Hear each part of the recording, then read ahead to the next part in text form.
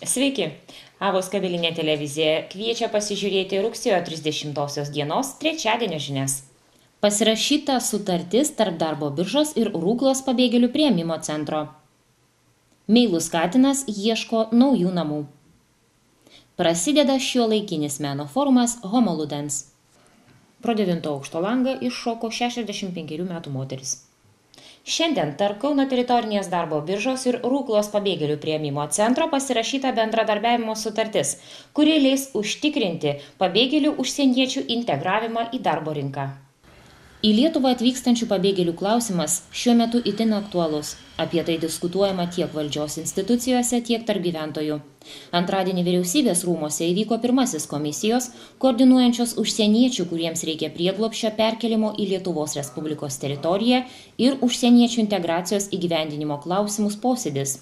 Už pabėgėlių integravimą atsakingų institucijų atstovai diskutavo, kokių priemonių imamasi pirmųjų atvykėlių pasiruošimui ir kaip užtikrinti sklandų integracijos procesą bei socialinę pabėgėlių apsaugą naujakuriams pasiekus Lietuvą.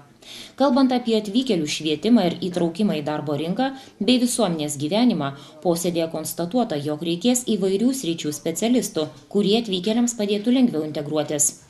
Siekiant atnaujinti ir sustiprinti bendradarbiavimą tarp darbo biržos ir Ruklos pabėgėlių priėmimo centro, paskutinėje rugsėjo mėnesio dieną tarp šių institucijų pasirašyta bendradarbiavimo sutartis.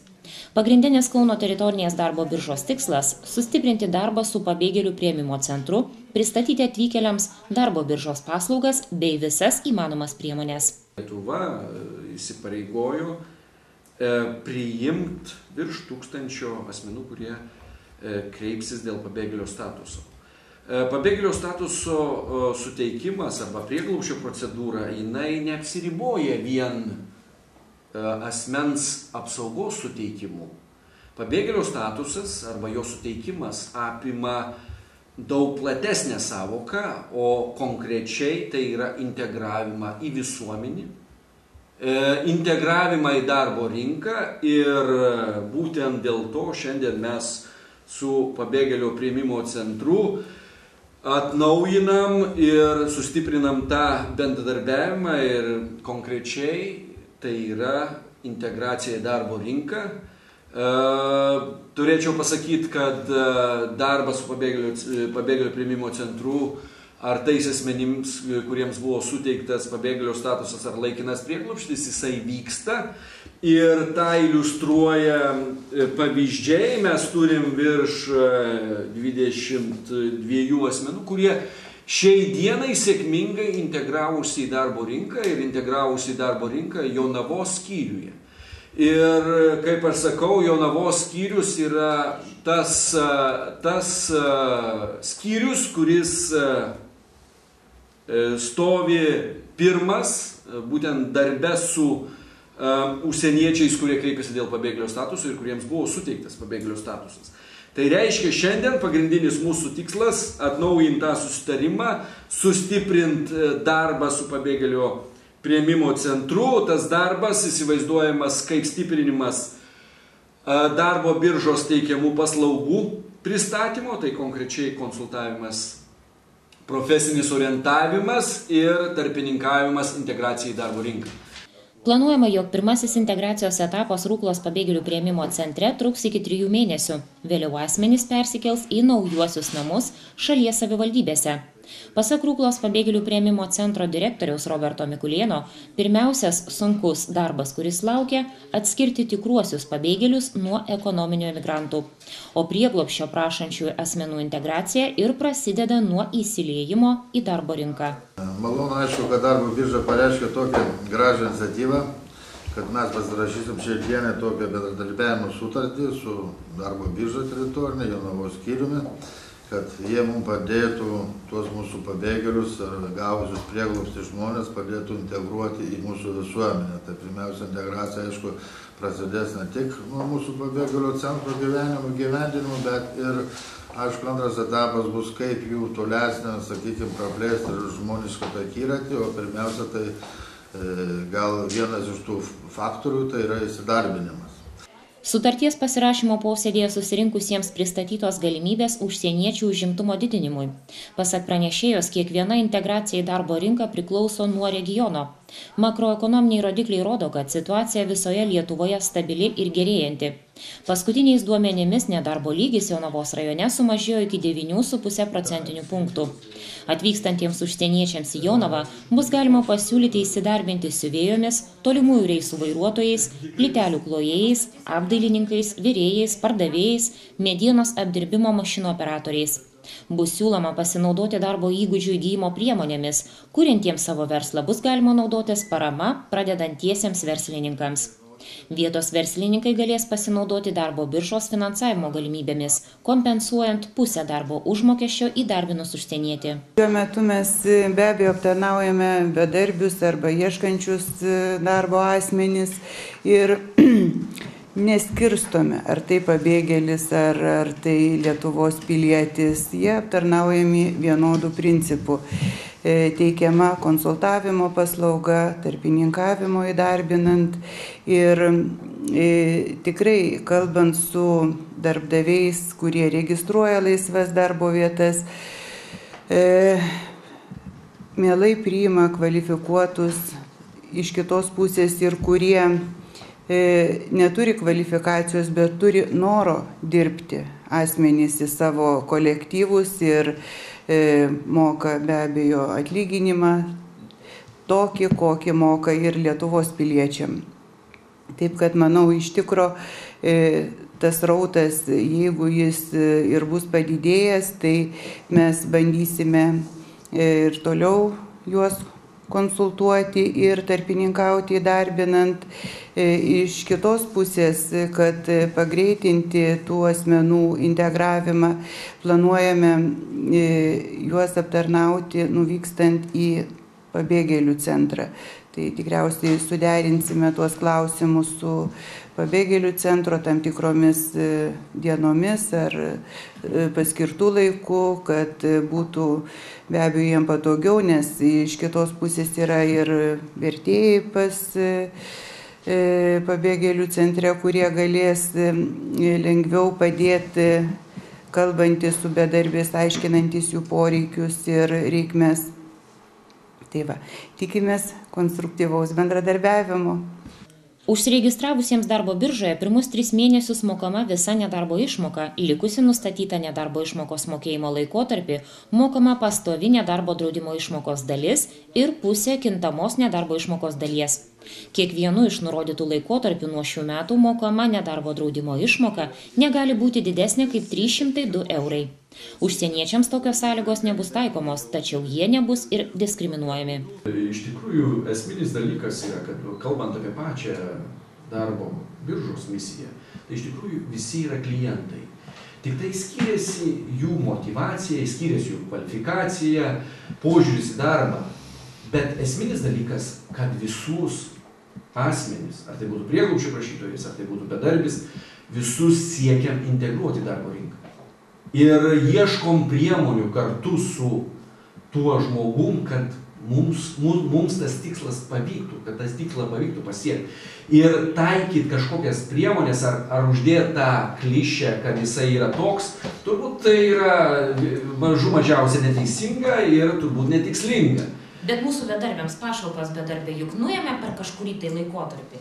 O čia užsieniečiai vis tiek jie turės išlaikymą. Nemanau, kad sakykime, kad tai nuimta, kas nuimta, tas atstatyta. Čia tik turbūt tokio dalyko nėra.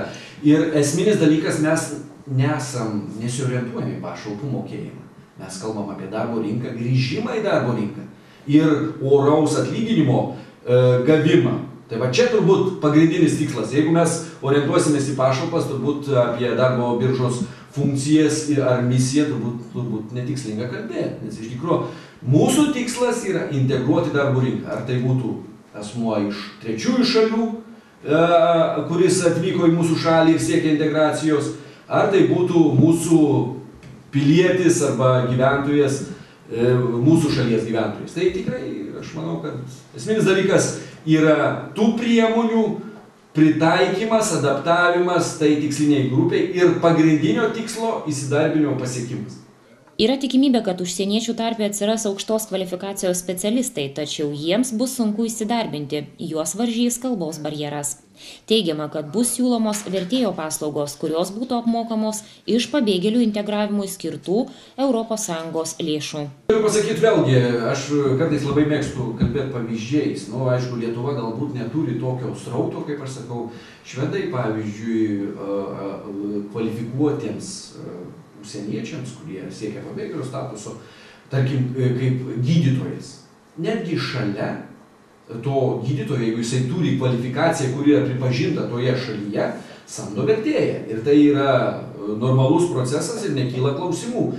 Aišku, po kurio laiko netgi valstybė skyrė kažkokią dotaciją, kad tas kvalifikuotas aukštos kvalifikacijos specialistas, jisai išmoktų tą kalbą.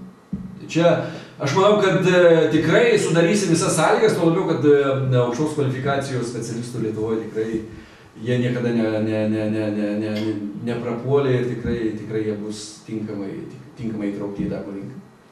Vyriausybėje iškelta idėja, jog būtų sudarytas registras, kuriame atsispindėtų naujakurių gyvenimo aprašymai, išsilavinimas, turimos specialybės, amato žinios.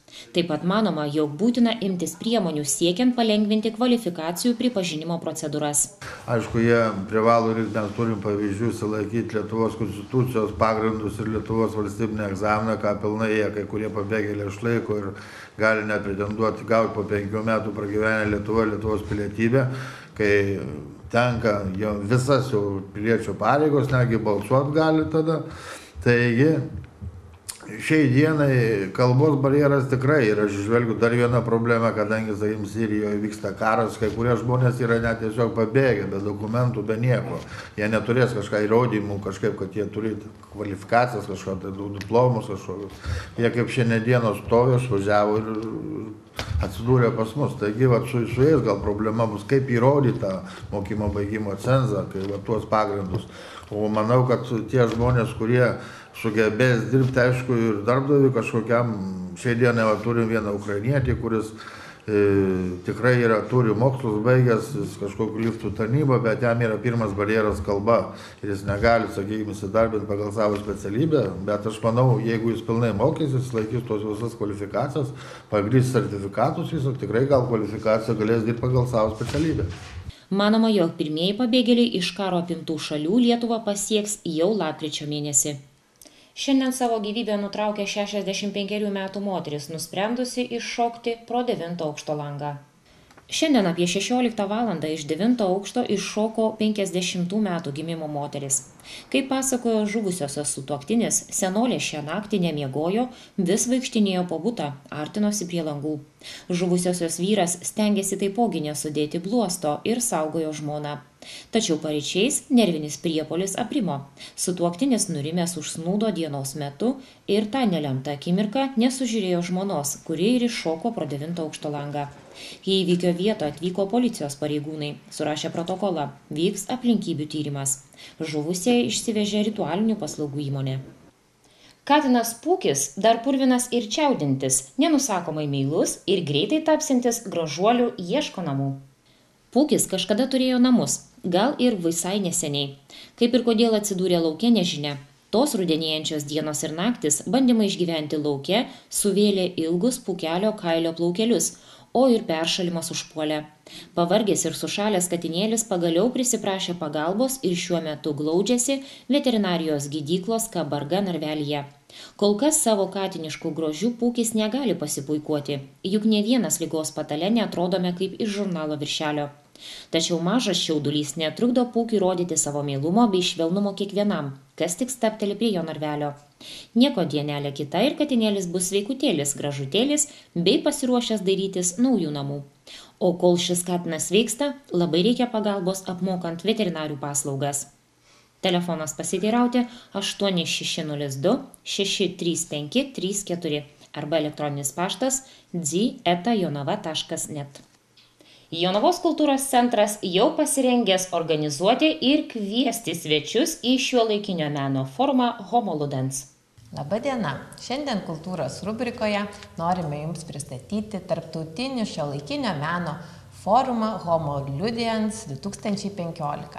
Apie šį renginį mums plačiau papasakos renginio koordinatorė Kristina Jaskūnienė. Labą dieną, Kristina. Sveiki. Iš tiesų, prieš ateidama į šį interviu pagalvojau, kad spalio mėnuo turbūt yra tas laikas, kai žmonės būna seniai pamiršę vasarą ir atostogas ir įsisukę į savo darbus ir rūpesčius. Tai spalio 7-11 diena bus pats tinkamiausias laikas susitikti su žaidžiančiais žmonėmis arba jais tapti. Šiuolaikinio meno forumo tema šiemet yra Homo Viator, arba iš lotynų kalbos išvertus žmogus keliautojas. Ir mes keliausime iš tiesų labai aktyviai tą savaitgalį. Ir tiesiog, žinau, kad informacijos labai daug, programa yra labai ilga ir aš nenorėčiau sausai jos skaityti, bet tiesiog tam tikrus akcentus paminėti, ką turėtų žmonės atkreipti dėmesį. Taigi šiemet forumas startuoja spalio 7 dieną, trečiadienį, 5:30 vakare labai laukiame prie kultūros centro, kur vyks forumo atidarymo akcija, nuotaikinga ir labai trumpa. Na, o iškart po jos kviesime visus į mažąją salę, kur jūs galėsite pasiklausyti Konstantin Manajev ir Julijos Bujonovaitės. Konstantinas yra violončelininkas iš Vokietijos, Julija fortepijonas Lietuva, programoje iš tiesų girdėsite Šuberto, Čaikovskio, Kasados ir kitus visiems gerai žinomus kūrinius. Spalio 9 dieną labai visus noriu pakviesti į pasaulinio lygio atlikėjos, arfininkės iš Australijos Taros Minton koncertą. Koncertas vyks Švento Apaštalo Jokūbo bažnyčios Rūsyje ir kadangi aplinka tokia kamerinė ir vietų tikrai nėra daug, aš labai visus kviečiu pasirūpinti bilietais iš anksto. Tikrai turėsite labai jaukų, labai smagų, labai muzikalų ir tikrai labai gražų vakarą. Nuo spalio 10 dieną šeštadienį visa Jonava šurmuliuos. Neįsigąskite žmonių, kurie keliaus su mūsų šių metų forumo tam tikrų simbolių skulptūra, tokia metalinė žuvimi. Mes jūs šiek tiek provokuosime, galbūt šokiruosime, tiesiog siekdami jūs atitraukti nuo kasdienių minčių. Ateikite į kultūros centrą, kur jūsų laukia kūrybinės dirbtuvės, paskaita, video projekcijos, parodos atidarimas.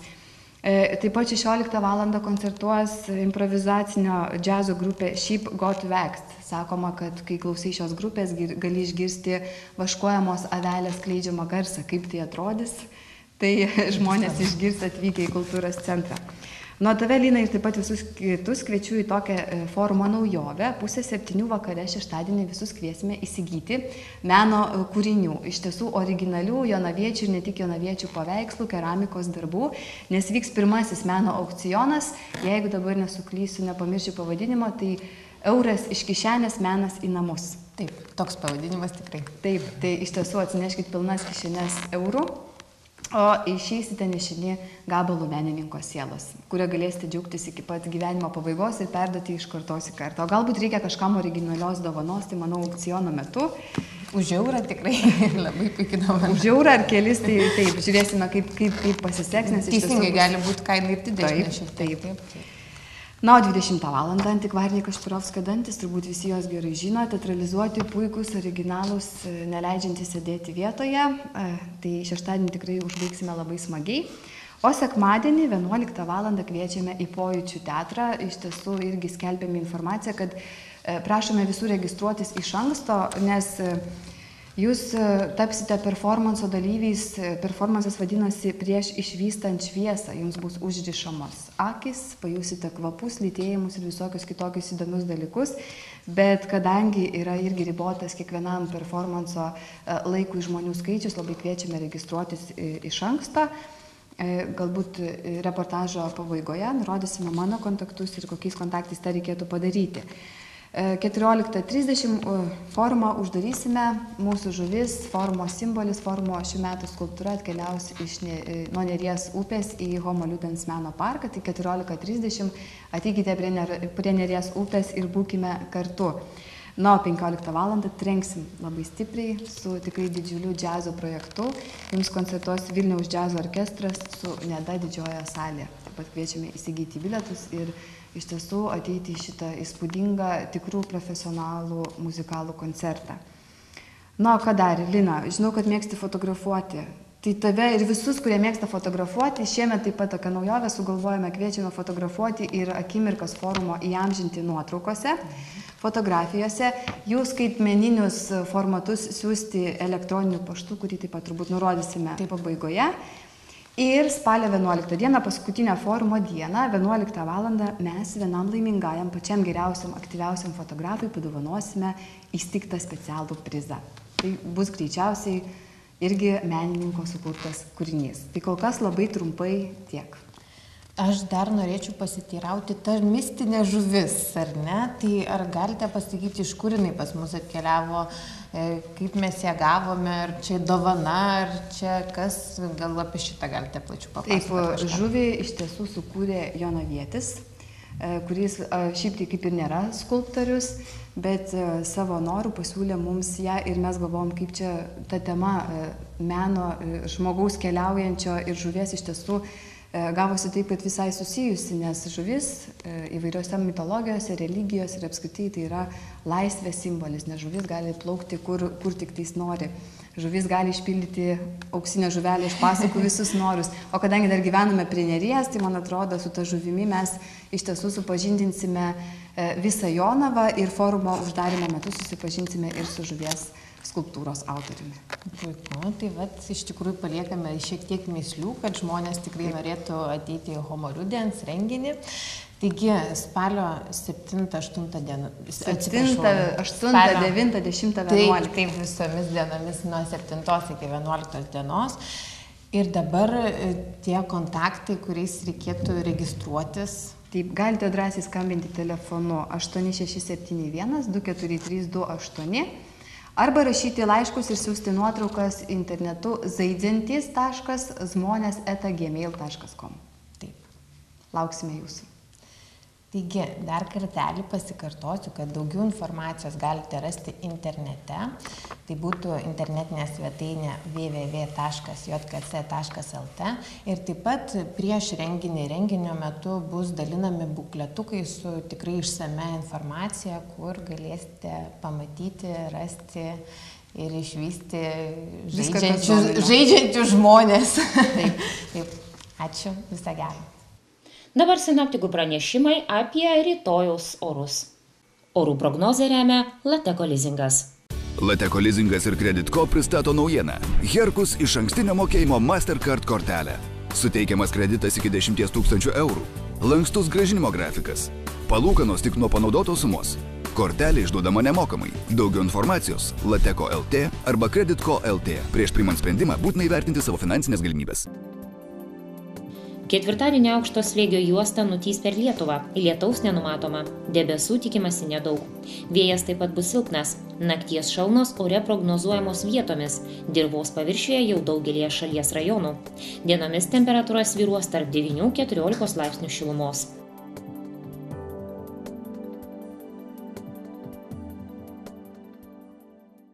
Orų prognozę remia Lateko lizingas. Lateko lizingas ir Credit Co pristato naujieną. Herkus išankstinio mokėjimo Mastercard kortelė. Suteikiamas kreditas iki 10 000 eurų. Lankstus grąžinimo grafikas. Palūkanos tik nuo panaudotos sumos. Kortelė išduodama nemokamai. Daugiau informacijos Lateko LT arba Credit Co LT. Prieš priimant sprendimą būtina įvertinti savo finansinės galimybės. Šiandien dėkoju Jums uždėmesį. Nespėjusiai pažiūrėti šios dienos žinių, tai gali padaryti internete adresu avva.lt arba ieškokite mūsų socialinėme tinkle Facebook.